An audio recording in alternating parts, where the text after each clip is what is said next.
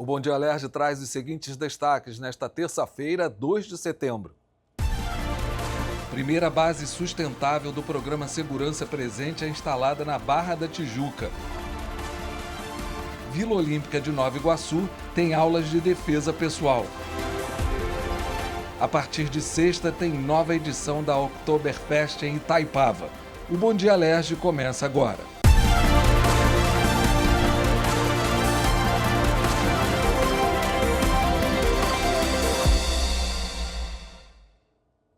Bom dia! A terapia hormonal oferecida pelo Estado vem ajudando mulheres a chegarem à menopausa com mais qualidade de vida. Mas a dúvida permanece: quando elas devem iniciar o tratamento? O acompanhamento especializado do Instituto Estadual de Diabetes e Endocrinologia Luiz Capriglione, no Centro, vem contribuindo para que centenas de mulheres entendam melhor como passar pela menopausa. De janeiro a julho, foram 805 pacientes.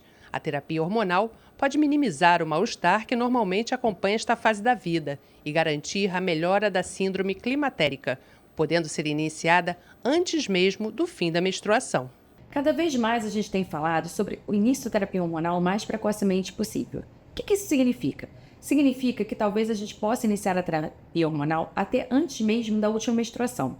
Isso porque a terapia hormonal é indicada para controle de sintomas. E muitas vezes, os sintomas da menopausa, como insônia, acordar no meio da noite, ter um sono não reparador, aqueles suores noturnos, os próprios calorões, fogachos, irritabilidade, alteração de humor, baixa libido, ressecamento vaginal, alteração da composição corporal, dores nas articulações, podem surgir até 2, 3 anos antes da última menstruação. E se você já tem algum tipo de alteração menstrual, se você já tem alteração já dos níveis laboratoriais, talvez a gente já possa iniciar a terapia hormonal. Mas ela não pode ser iniciada se você tiver em tratamento de um câncer, mama, útero e ovário, se você tiver um histórico de trombose, ou se você tiver uma doença alto risco cardiovascular, já teve um infarto, teve derrame, ou então a investigação de alguma doença aguda, como fígado, rim e próprio coração. Embora a queda de cabelo seja um processo natural, muitas mulheres percebem que os fios começam a cair de forma contínua, além do normal. O repórter Paulo Vitor Viviane vai nos explicar o que é a alopécia e como pode ser controlada. Bom dia, PV. Olá, bom dia Vicente, bom dia a todos que acompanham a TV Alerj. De acordo com a Sociedade Brasileira de Dermatologia, 5% das mulheres sofrem com essa queda de cabelo, né? Isso ocasionado por diversos fatores. Vamos conhecer mais um pouquinho a respeito sobre esse tema com a especialista em terapia capilar, a Letícia Figueiredo. Bom dia, Letícia, seja bem-vinda ao nosso programa. Como explicar a diferença entre a queda de cabelo temporária e também a alopécia feminina? Bom dia a todos, bom dia Vicente. Bom, a diferença é a seguinte: a gente tem um crescimento capilar que a gente tem em 3 fases. É anágena, catágena e telógena, crescimento, pausa e queda. E aí, quando tem uma queda feminina, que se chama alopecia androgenética, o fator primordial é por conta do genético, genética mesmo, e da hormonal também. Como é que a gente diferencia? Tem a queda normal, que é aquela queda que cai os fios, a gente passa a mão no cabelo, sai os fios, a ventania, vem, os fios saem, isso é normal acontecer. Agora, quando está muito em excesso, quando a gente passa a mão uma vez, vem cabelo, passa 2, passa 3, vem cabelo, isso aí já é algo para a gente ficar em alerta, tá? Tem essas duas diferenças, tem a genética, que é a alopécia, e tem a normal, que é do dia a dia, que todo mundo tem realmente uma queda comum. Tá? Em que momento procurar uma ajuda especializada, algum profissional, para conhecer mais a respeito desse problema, saber se é uma queda temporária, algum tipo de estresse, algum desses fatores, ou a alopécia? E isso às vezes é um pouco complicado para a cliente conseguir saber, para a mulher conseguir saber como é isso, né? Eu costumo dizer o seguinte: começou a identificar que tem uma possibilidade, porque a gente está no dia a dia com nós mesmos, né, vendo o nosso cabelo, passando a mão, penteando todo dia.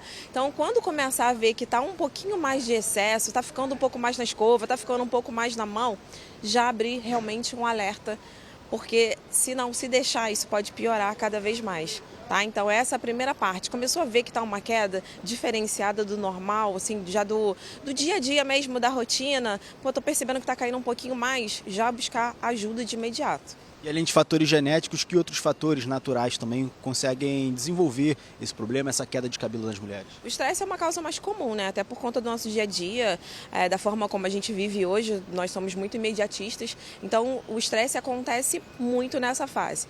E quando a queda ela acontece muito hormonal, então o estresse a gente já tem o hormônio do estresse, né? Então quando isso está muito em evidência no nosso corpo, é fato que a queda vai vir ligada diretamente. Esse é um dos primeiros fatores. O estresse, ele realmente traz a queda capilar. Então, a gente precisa ficar muito atento nisso. Em relação ao diagnóstico precoce, né? É importante isso, identificar logo nos primeiros sinais e buscar ajuda, um tratamento o mais rápido possível. É importante porque quando a gente consegue identificar isso antes, a gente consegue entrar com medicações tópicas, fazer tratamentos que, assim, a alopecia ela não tem cura, né? Então, a gente consegue minimizar esses danos. Então, ela acontece basicamente uma rarefação na parte de cima, superior para as pessoas que estão em casa conseguirem identificar. Começa uma rarefação e essa rarefação ela vai se aumentando gradativamente, tá? Ela acontece por conta de 5 fatores. A gente fala que é genético, mas é no início do hormonal. Ali, por isso que geralmente os homens eles ficam calvos mais cedo e as mulheres mais tardias, por conta da menopausa. Então, quando entra esse processo da menopausa, né, que é onde o estrogênio e o hormônio cai, o hormônio feminino ele cai, a testosterona, que é um hormônio que o homem também produz, mas que a mulher também tem um pouco, ela fica mais alta. Então, ali, os hormônios femininos, eles fazem aquela proteção dos fios, guardando os fios, deixando ele mais forte, como o estrogênio.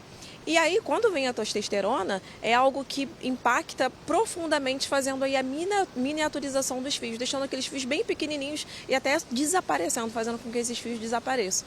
Então, quando a gente faz uma identificação precoce sobre isso, a gente consegue retardar esse processo, a gente paralisa esse processo, não deixa que ele aumente e essa rarefação aumente. Letícia, você falou sobre não ter cura, mas tem esse controle. Quais são as formas de tratamento para a alopecia, para a queda de cabelo que atinge essas mulheres? Quando a gente identifica, né, a gente passa pelo especialista, o especialista é o tricologista, ele é o responsável por fazer essa identificação. Geralmente a prévia é sempre ali no cabeleireiro, ele que percebe, né, a cliente chega lá e fala algumas coisas sobre o meu cabelo está caindo, e aí a gente o cabeleireiro ele não tem esse conhecimento, então ele passa muitas das vezes por um dermato ou por um tricologista, né? Eles vão passar ali alguns exames específicos, né, de vitamina D, porque tem isso também, tem um déficit de vitamina também muito relacionado à queda capilar. Então ele vai estar passando ali o procedimento ideal. E hoje nós temos, com a tecnologia, nós temos uso de laser, de LED, né, tem também os usos tópicos relacionados direto no couro cabeludo, né, as micropigmentações, algo que é realmente colocado dentro do folículo para poder conseguir fazer com que esse processo se paralise naquele momento. Letícia, muito obrigado pela sua participação. É muito importante ter todo esse cuidado, né, Vicente? Principalmente se tratando da autoestima das mulheres.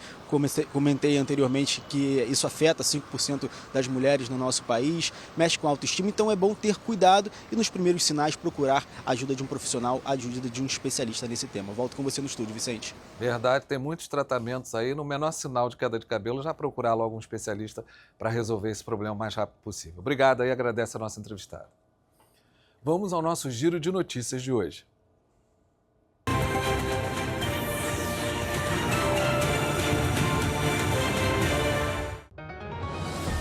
A Barra da Tijuca já conta com a primeira base sustentável do programa Segurança Presente.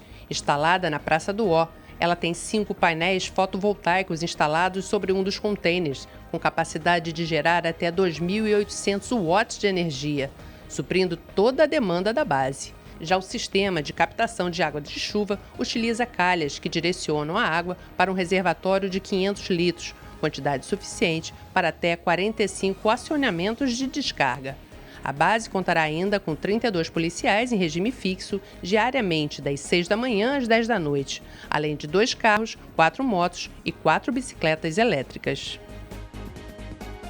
Em busca de segurança e preparo diante de situações de risco, cada vez mais mulheres vêm fazendo as aulas de defesa pessoal na Vila Olímpica de Nova Iguaçu.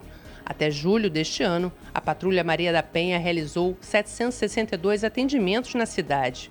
Oferecidas gratuitamente para mulheres acima de 16 anos de idade, as aulas combinam técnicas de artes marciais com estratégias de prevenção e resposta a agressões. Gratuitas, as aulas de defesa pessoal acontecem às terças e quintas, das 3 às 4 da tarde. As inscrições devem ser feitas na primeira semana de cada mês na Vila Olímpica de Nova Iguaçu. Começa nesta sexta a 7ª edição da Oktoberfest no Parque Municipal Prefeito Paulo Ratz, em Itaipava. O evento combina música alemã, cultura, jogos e diversão por 2 finais de semana. Serão 16 shows de banda de rock e pop, mais intervenções de um grupo germânico que faz apresentações interativas, circulando entre o público do parque. 14 marcas de cerveja artesanais estão à disposição. A entrada é gratuita. Vamos agora dar uma olhada no tempo em algumas cidades do estado. Você vê aqui na tela todas as cidades, o dia amanheceu nublado, a Peribé está com 20 graus, Cambuci também 20 graus, Italva 19 graus e Itaocara 20 graus. Vamos ver agora como está o tempo aqui no Rio de Janeiro. No Rio de Janeiro o dia amanheceu nublado, com frio aqui no Rio de Janeiro. Agora está abrindo um sol aqui no centro do Rio de Janeiro. Você vê imagens aí do Pão de Açúcar. Nesse momento faz 21 graus, a máxima prevista para hoje é de 28 graus. Obrigado, Ricardo Tourinho, pelas imagens ao vivo. O Bom Dia Alerj termina aqui. Se você quiser enviar sugestões ou vídeos aí da sua cidade, é só acessar nosso e-mail tvalerj@alerj.rj.gov.br. Um ótimo dia para você e até amanhã.